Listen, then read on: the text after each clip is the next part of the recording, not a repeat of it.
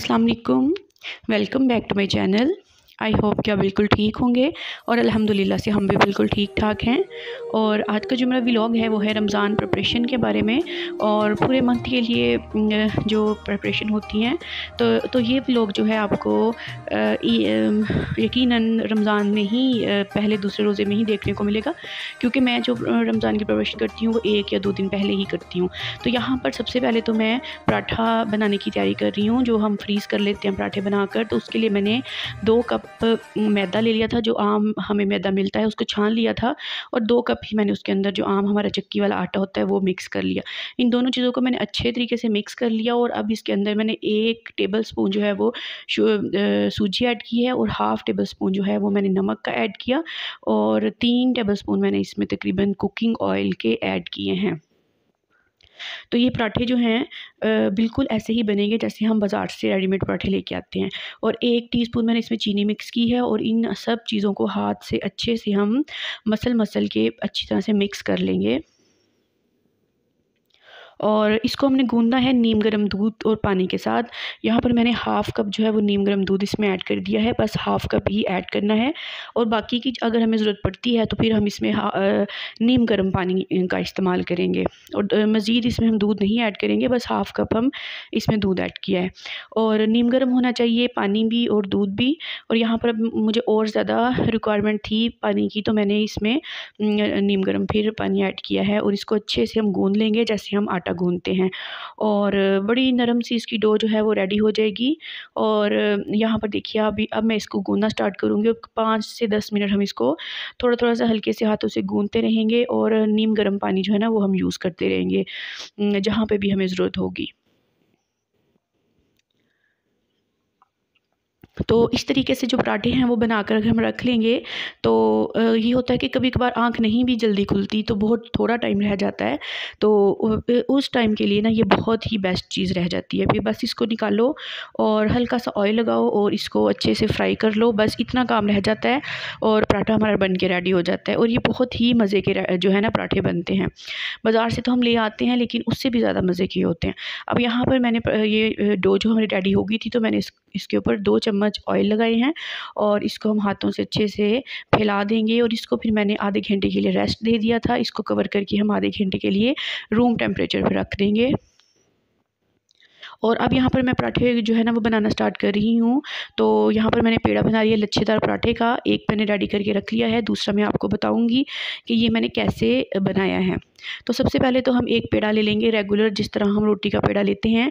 तो यहाँ पर मैंने जिस सरफेस पे भी आपने बनाने हों वहाँ पर हम अच्छे से उसको ग्रीस कर लेंगे ऑयल के साथ, और इसको हम ऑयल लगा कर ही थोड़ा सा ना हाथों से बड़ा कर लेंगे और उसके बाद हम इसको फ्लैट कर लेंगे बिल्कुल।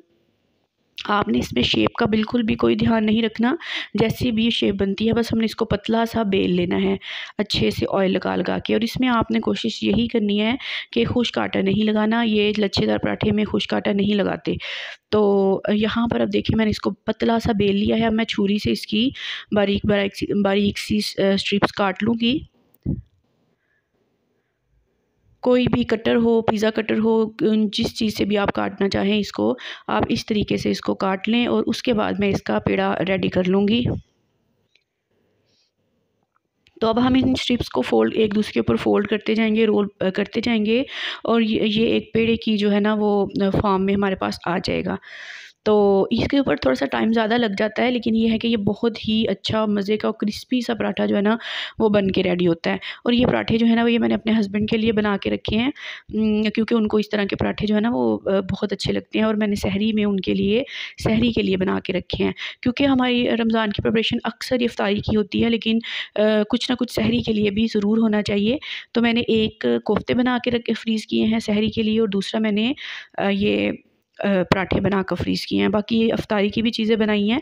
तो यहाँ पर अब मैं 2 मैंने लच्छे वाले पराठे बना लिए थे और यहाँ पर अब कुछ पराठे जो हैं वो मैं स्क्वायर शेप में बना लूँगी। वो सिंपल ही हमने इसको पराठे को बेलना होता है खुश्का लगा के, और उसके बाद हमने इसको इस तरीके से फ़ोल्ड कर लेना है। और ये भी बहुत अच्छी सी लेयर्स इसमें बनती हैं, ये आप देख सकते हैं। बहुत अच्छी सी जब हम इसको पकाते हैं तो लेयर्स बन जाती हैं। यहाँ पर कुछ मैंने लच्छे वाले, कुछ स्क्वायर में और कुछ वैसे बल वाले पराठे जो है ना वो मैंने सारे पेड़े जो है ना वो रेडी कर लिए हैं। और अब यहाँ पर बारी आती है इनको हल्का हल्का सा सेकने की। तो कुछ लोग तो ऐसे करते हैं, बस इनको बेल के ऐसे ही फ्रीज़ कर लेते हैं, लेकिन मुझे वो तरीका अच्छा नहीं लगता, क्योंकि उसमें ये होता है कि एक दूसरे से चिपकने का भी ख़तरा होता है, और दूसरा अगर लाइट वगैरह ऑफ हो जाए कभी थोड़ा सा तो इस तरह का मसला बन जाए, वो चिपक जाते हैं। यहाँ पर इनको बस दोनों तरफ से हमने हल्का हल्का सा पका लेना है, तो इसकी मॉइस्चर जो है ना वो ख़त्म हो जाएगी। तो इस तरह से ये है कि ये चिपकेंगे नहीं। तो यहाँ पर अब मैं जल्दी से इन सारे पराठों को थोड़ा थोड़ा दोनों तरफ से सेक लूँगी, और उसके बाद फिर हम इसको स्टोर कर लेंगे फ्रिज के अंदर। और जब भी हम फिर इसको बनाना होगा, हम निकाल लेंगे फ्रिज में से, और ऑयल थोड़ा सा लगाएंगे, और इसको फिर जैसे हम फ्राई करते हैं वैसे फ्राई कर लेंगे। अब यहाँ पर सारे पराठे मैंने बना कर रख लिए थे, और अब मैं बटर पेपर के ऊपर इनको रख रही हूँ। फिर एक पराठा रख रही हूँ, फिर बटर पेपर रख रही हूँ, मतलब कि 2 पराठों के दरमियान में एक बटर पेपर मैं लगा रही हूँ, ताकि ये आपस में चिपके नहीं। तो ये बहुत ही सॉफ्ट हैं, बहुत ही नरम है, और बनाने के बाद ये थोड़े से क्रिस्पी हो जाते हैं, बहुत ही अच्छे लगते हैं। ऊपर से क्रिस्पी होते हैं, अंदर से सॉफ्ट होते हैं, और मज़े के लगते हैं खाने में भी। चाय के साथ भी आप इनको खा सकते हैं। तो यहाँ पर सारे पराठों को मैं इसी तरह से रख लूँगी, और उसके बाद अगर तो आपके पास ज़िप-लॉक बैग है उसमें रख लें, या शॉपर में डाल के भी रख सकते हैं। अब यहाँ पर बारी आ जाती है मसालों की।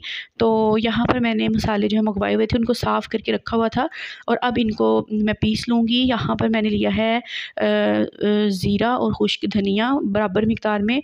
इनको मैं थोड़ा सा ड्राई रोस्ट कर रही हूँ, क्योंकि ड्राई रोस्ट करने के बाद जब हम पीस के रख लेते हैं ना, तो इनका इतना अच्छा टेस्ट आता है, खुशबू इनकी डबल हो जाती है। तो यहाँ पर मैं हल्की सी आंच पर कर रही हूँ, मैंने आपको दिखाई भी है, बहुत ज़्यादा आंच नहीं रखनी है, वरना ये जल जाएंगे। तो जैसे ही खुशबू आने लगेगी, हम इसको प्लेट में निकाल लेंगे। आपने इसको फ्राइंग पैन में नहीं रहने देना, वरना वो बर्तन गर्म होता है और ये जल सकते हैं। तो यहाँ पर इसको मैं फैला के ठंडा होने के लिए रख दूँगी, और ठंडा हो जाएगा तो फिर मैं इसको पीस लूँगी। तब तक हम बाकी के जो मेरे मसाले हैं उनको पीस लूँगी। यहाँ पर ये गरम मसाला मिक्स वाला मैंने लिया है, इसमें सारी ही चीज़ें हैं, बड़ी इलायची, छोटी इलायची, दालचीनी, काली मिर्च, ज़ीरा, और बाकी भी सारी चीज़ें जो भी होती हैं वो मैंने ले ली हैं। और मिक्स गरम मसाला लिया था, और इसको ड्राई रोस्ट नहीं करना होता, इसको ऐसे ही हमने जो है ना वो पीस लेना होता है मशीन के अंदर। तो मैं बारी बारी करके उसको पीस के मैंने डिब्बे में डाल के रख दिया है, जार में, रेड कलर का जो आपको नज़र आ रहा है। तो अब यहाँ पर जो मैंने खुश्क धनिया और ज़ीरा मैंने ड्राई रोस्ट किया था, उसको भी मैं पीस लिया है। इसको मैंने थोड़ा-थोड़ा सा ना दरदरा सा रखा है, थोड़ा-थोड़ा मोटा रखा है, लेकिन जो गरम मसाला था उसको मैंने बहुत बारीक वाला पीसा था। वो शायद क्लिप मेरे से मिस हो गया, क्योंकि अक्सर शोरबे वगैरह में ना फिर वो मुँह में आता है, अच्छा नहीं लगता। और ये जो धनिया और ज़ीरा है, ये अक्सर ही खुश्क सब्ज़ी में डाला जाता है, तो ये बहुत ही अच्छा लगता है उसमें, और इसी तरह भी ये ना थोड़ा दरदरा सा अच्छा लगता है। अब यहाँ पर काली मिर्च है, इसको भी मैंने बहुत बारीक सा पीस लिया है, और इसका बिल्कुल पाउडर सा मैंने बना लिया है। तो इसको भी मैं जार के अंदर भर के रख दूँगी। और ये जो सारे जार हैं ना, इनको मैंने पहले ही वॉश करके तो ड्राई करके रखा हुआ था, क्योंकि ऐन उस वक़्त ना फिर ये थोड़ी बहुत नमी रह जाती है, तो इनको मैंने धूप में अच्छे से ड्राई किया हुआ था। और अब यहाँ पर मैंने इस जार के अंदर काली मिर्च को भर के रख दिया है, क्योंकि काली मिर्च भी बहुत सारे खानों में, कटलेट्स में और कबाब्स वगैरह में ना यूज़ होती है, और सेहत के लिए भी बहुत अच्छी होती है। तो यहाँ पर मैं सारे जार्स भर रही हूँ। ये ज़ीरा जो है थोड़ा सा साबुत अलग से भी मैंने रखा है, क्योंकि कभी ना कभी ज़रूरत पड़ ही जाती है। तो साबुत ज़ीरा भी मैंने रख लिया। अब बारी आ जाती है जी कसूरी मेथी की। यहाँ पर ये कसूरी मेथी घर की बनाई हुई है, मेरी सिस्टर ने बनाई है, और उन्होंने ख़ुद इसको ड्राई किया है, क्योंकि बाज़ार की जो है ना वो ले तो लेते हैं, लेकिन उसकी इतनी खुशबू नहीं होती है। तो लास्ट ईयर मैंने बाज़ार की ली थी, उसकी इतनी खुशबू नहीं थी। तो इस दफ़ा फिर मेरी सिस्टर ने ख़ुद इसको ड्राई किया है, और इसको इस तरह से ना हाथों से मसल के बिल्कुल बारीक सा करके ना उसने मुझे भेज दिया था। तो ये भी मैं जार में भर के रख लूँगी। तो ये जो लिप्टन के जार होते हैं, हम लिप्टन की पत्ती लेके आते हैं, तो ये मैं जार जो है ना वॉश करके रख लेती होती हूँ ड्राई करके। तो ये इन चीज़ों में बहुत काम आ जाते हैं। और अब यहाँ पर आ जाती है दड़ा मिर्च, जिसको हम रेड चिली फ्लेक्स भी कहते हैं, और ये पकौड़ों में भी जाती है, तकरीबन हर चीज़ में ही जाती है। सहरी में ऑमलेट वगैरह बनाना हो उसमें भी ये यूज़ होती है। तो ये भी मैंने इस जार के अंदर भर के रख ली है। बड़ा प्यारा सा कलर था, बड़ी फ्रेश सी ये आई हुई थी। तो अब यहाँ पर बारी आ जाती है जी हल्दी की। ये मैंने रिफ़िल करनी है। जार जो है वो हल्दी वाला ख़त्म हो रहा था, तो मैंने हल्दी इसमें फिर भर दी थी। और ये सारे मसाले ना इसी तरह से मैंने भर के रख दिए थे। मसालों को मंगवा के रखे ना तो फिर वो दोबारा से ना वो सही मतलब सही नहीं रहते हैं। फ़ौरन से ही उनको महफ़ूज़ कर लिया जाए तो फिर ही वो सही रहते हैं। और महफ़ूज़ करने का तरीका भी यही है कि आपके जार साफ़-सुथरे होने चाहिए, ड्राई होने चाहिए। हर दफ़ा जब भी कोई चीज़ आपकी ख़त्म हो तो नेक्स्ट उसमें भरने के लिए ना उसको वॉश करके धूप में ड्राई कर लेना चाहिए। यहाँ पर मिर्चें रेड भी मैंने भर के रख ली हैं और इसके अलावा पिंक सॉल्ट भी मैंने भर के रखे और भी थोड़े से मसाले थे, आमचूर वगैरह था, तो वो सारे मैंने ये जार्स के अंदर भर के रख लिए हैं। और ये मेरा जार वाला जो कॉर्नर है वो रेडी हो गया। तो मैंने उसको फिर उसके कैबिनेट में रख दिया था। अब यहाँ पर मैं बनाने जा रही हूँ पकोड़ा मिक्स, और उसके लिए मैंने बेसन को छान लिया है। और ये बेसन ज़्यादा मुझे लग रहा था तो फिर मैंने इसमें से हाफ़ जो है वो लिया था पकोड़ा मिक्स बनाने के लिए। तो ये बाउल के अंदर मैंने हाफ़ केजी के करीब जो है ना वो ले लिया बेसन। उसमें मैंने 1 बड़ा चम्मच भर के नमक का डाला, 2 चम्मच मैंने इसके अंदर डाले हैं रेड चिली फ्लेक्स के, 2 ही मैंने इसमें ज़ीरा और धनिया पाउडर के डाले हैं जो मैंने ड्राई रोस्ट किया था। थोड़ा-सा मैंने साबुत ज़ीरा डाला है, गरम मसाला थोड़ा-सा ही बस मैंने इसमें ऐड किया है। और इसके अलावा 2 चम्मच भर के मैंने कसूरी मेथी के डाले हैं, क्योंकि पकोड़ों में कसूरी मेथी का टेस्ट बहुत ही अच्छा लगता है। तो यहाँ पर अब हम इन सब को बेसन के अंदर अच्छे से मिक्स कर लूँगी। अच्छे से इसको मिक्स कर लेना है और मिक्स करने के बाद इसको जार में भर के रख लें। और जब भी पकोड़े बनाने हों तो ये बेसन आप यूज़ करें। तो कोई नमक मिर्च इसमें डालने की ज़रूरत नहीं पड़ती। फिर उस वक़्त सिर्फ़ जो सब्ज़ियाँ आपने डाली हैं वो डालें और बेसन डालें और चलिए जी उसको घोल सा तैयार कर लें। तो ये इतना ईज़ी रह जाता है, पकोड़े बनाने ज़रा भी मुश्किल नहीं लगते हैं। तो यहाँ पर हमारा पकोड़ा मिक्स रेडी हो गया था। अब मैं यहाँ पर धनिया और सब्ज़ मिर्च की चटनी जो है वो बनाने जा रही हूँ। और ये धनिया जो है मैंने मंगवाया था, फ्रेश ही था और बहुत साफ़ सुथरा था। तो फिर इसलिए इसको ना बहुत ज़्यादा मुझे ज़रूरत नहीं पड़ी थी देखने की। तो बस जो तो 1-2 पत्ते पीले से थे वो मैंने निकाल दिए थे और इसको अब मैं मोटा-मोटा सा काट लूँगी, क्योंकि इसको मैंने ब्लेंड ही करना है। तो ये सब्ज़ चटनी जो हम बनाते होते हैं, कुछ लोग इसमें पुदीना भी ऐड करते हैं, वो भी अच्छा लगता है, लेकिन मैं सिर्फ़ धनिये और सब्ज़ मिर्च के साथ बना रही हूँ। और ये बहुत ही यूज़फुल होती है, ख़ास तौर पर इफ्तारी के वक़्त तो बहुत ही फ़ायदा इसका रह जाता है।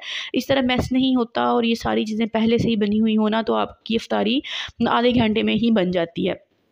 और अब यहाँ पर मैं धनिये को वॉश कर लूँगी, सब्ज़ मिर्चों को भी वॉश कर लूँगी।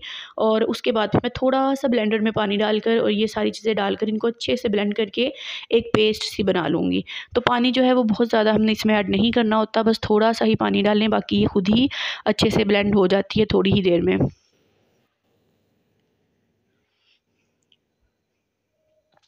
और अब यहाँ पर मैं इसको इन जो क्यूब्स की ट्रे है उसके अंदर डाल दूँगी और फिर मैं इसको फ्रीज़ कर दूँगी। तो ये इस तरह के जो छोटे-छोटे से काम होते हैं ना, ये पहले करके रख लेना तो बहुत ही टाइम की बचत हो जाती है और किचन भी क्लीन रहता है, बहुत ज़्यादा मेस नहीं होता, क्योंकि इन्हीं चीज़ों से मेस होता है। तो बस 1-2 दिन लगा के अगर हम ये रमज़ान से पहले ही तैयारी कर लें ना, तो रमज़ान बहुत सुकून से अच्छे तरीके से गुज़र जाता है। अब इस ट्रे को मैं फ्रिज में रख दूँगी और ये फ्रीज़ हो जाएगी और जब भी मुझे ज़रूरत होगी मैं 1 या 2 निकाल कर इनको यूज़ कर लूँगी। अब यहाँ पर पालक मैं लेके आई हूँ और पालक भी बहुत फ्रेश थी, बहुत साफ़ थी। तो मैंने बस इसको थोड़ा-सा देखा और बिल्कुल साफ़ थी तो मैंने इसको फिर इसको भी काट लिया था और ये मैं फ्रीज़ कर लूँगी पकोड़ों के लिए, पकोड़ों में डालने के लिए।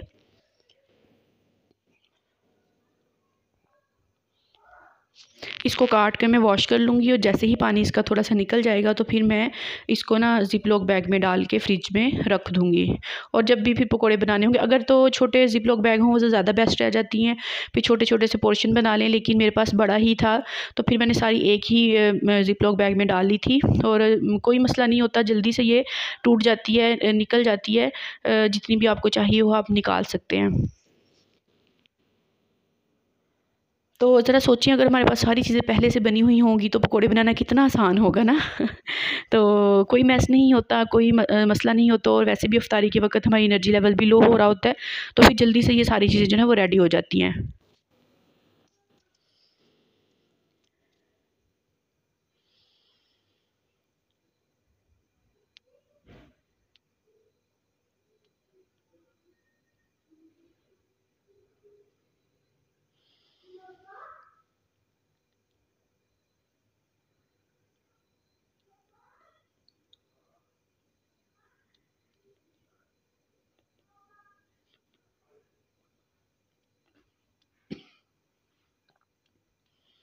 तो यहाँ पर ही हमारी पालक बिल्कुल रेडी हो गई थी। इसको भी मैंने फ्रिज में रख दिया था। बारी बारी सारी चीज़ों को मैं फ्रिज में ही रखती जा रही थी। और यहाँ पर मैंने कोफ्ते जो है ना वो 1-2 दिन पहले बना के रखे हुए थे। ये मैंने सालन के लिए बनाए हैं। और कोफ्ता पुलाव भी बन सकता है इससे, सालन भी बन सकता है, क्योंकि इससे फिर ना ये काफ़ी टाइम टेकिंग काम होता है, तो रमज़ान में फिर इसको करना मुश्किल होता है, इसलिए मैंने ये पहले ही बना के फ्रीज़ कर लिए थे। और इसकी रेसिपी जो है वो मेरे चैनल पर पहले से मौजूद है, इसलिए इसकी रेसिपी को मैंने फिर शेयर नहीं किया था। तो ये कोफ्ते जो हैं ये भी मैंने फ्रीज़ किए हुए थे। और अब यहाँ पर बारी आ जाती है चने बॉयल करने की। और ये चने जो हैं 1 किलो हैं, और मैंने इनको सुबह ही जो है ना वो डिप करके रख दिया था पानी में। और अब ये बिल्कुल सही हो चुके हैं। इसको अब मैं थोड़ा सा बॉयल कर लूँगी। प्रेशर कुकर में मैंने इसको बॉयल कर लिया था, और सिर्फ मैंने इसको 4 से 5 मिनट, इससे ज़्यादा नहीं मैंने इसको दिए थे। और ये बिल्कुल अच्छे तरीके से गल गए थे। और ये जो चने हैं ये चना चाट में भी यूज़ होते हैं, इसके अलावा दही बड़े में भी आप डाल सकते हैं। तो इनको अगर हमने पहले से ही बॉयल करके रखा हो तो ये तो बहुत ही फ़ायदेमंद हो जाता है। तो अब यहाँ पर बस मैं इसको 4 मिनट के लिए प्रेशर कुकर लगाऊंगी, और उसके बाद ये बिल्कुल डन हो जाएंगे। और फिर ठंडा करने के बाद मैंने इसको भी ज़िप-लॉक बैग में डाल के रख दिया था। तो ये है मेरी बेसिक सी प्रिपरेशंस जो मैं हर रमज़ान में करती हूँ। और बस यहीं तक था आज का मेरा व्लॉग। इसके अलावा अदरक लहसुन का पेस्ट वगैरह मैंने बनाया था, और उसको भी फिर मैंने फ्रीज़ कर दिया था क्यूब्स में बना के। तो बस यहीं तक था आज का मेरा व्लॉग। अगर आप मेरे चैनल पर न्यू हैं तो मेरे चैनल को सब्सक्राइब करें, क्योंकि हमें ये वीडियो बनाने पे बहुत मेहनत लगती है, और आपको सब्सक्राइब करने पे कोई मेहनत नहीं लगती, बिल्कुल फ्री होता है। तो बस यहीं तक था आज का मेरा व्लॉग। अपना ख्याल रखिएगा। Take care. अल्लाह हाफिज़ एंड फ़ी अमानिल्लाह।